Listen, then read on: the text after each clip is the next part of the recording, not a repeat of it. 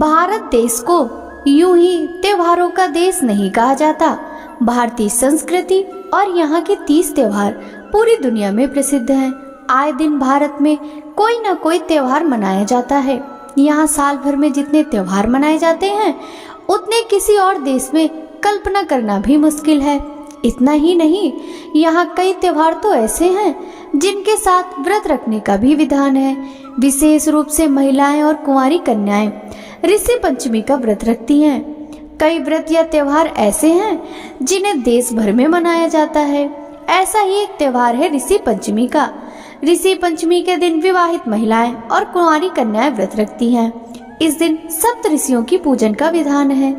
भाद्रपद माह की शुक्ल पक्ष की पंचमी तिथि के दिन यह त्योहार आता है।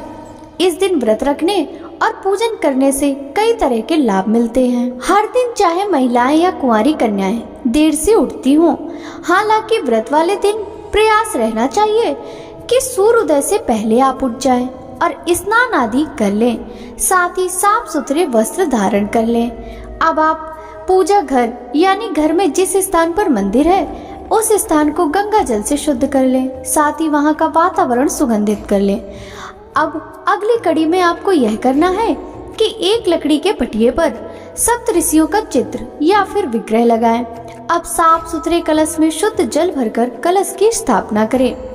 उसके बाद विधिवत रूप से घी, दूध, गंगा जल आदि से सप्त ऋषियों का अभिषेक करें।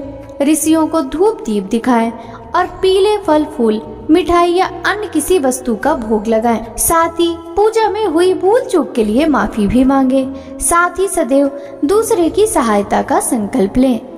अंतिम कड़ी में ऋषि पंचमी के व्रत कथा श्रवण करनी चाहिए व सुननी चाहिए। अंतिम कड़ी में ऋषि पंचमी की व्रत कथा सुनाएं अथवा सुने, फिर सप्त ऋषियों की आरती करें। इसके बाद आरती होते ही घर में उपस्थित बड़े बुजुर्गों का आशीर्वाद प्राप्त करें। व्रत के अगले दिन यह व्रत ब्राह्मणों को भोजन कराने के बाद खोला जाता है। ध्यान रहे, इस दौरान किसी भी रूप में भूल से भी आपका व्रत टूटना नहीं चाहिए। बोलिए ऋषि गणों की जय हो। एक बार संतान प्राप्ति के लिए ब्राह्मण और ब्राह्मणी सप्त ऋषि का व्रत किया करते थे और जब उन्हें संतान के रूप में बेटी की प्राप्ति हुई तो वह भी उसे यह व्रत कराने लग गए। इसके बाद उन्होंने उसकी शादी भी ऐसे आदमी से की जो उनके घर में घर जमाई बन के रहे। दोनों ससुर दामाद एक साथ खेती करने लग गए। ब्राह्मण ने ब्राह्मणी से बोल दिया कि तू मेरे लिए खीर लाया कर और जमाई के लिए राबड़ी। ब्राह्मणी भी ऐसा ही करने लगी।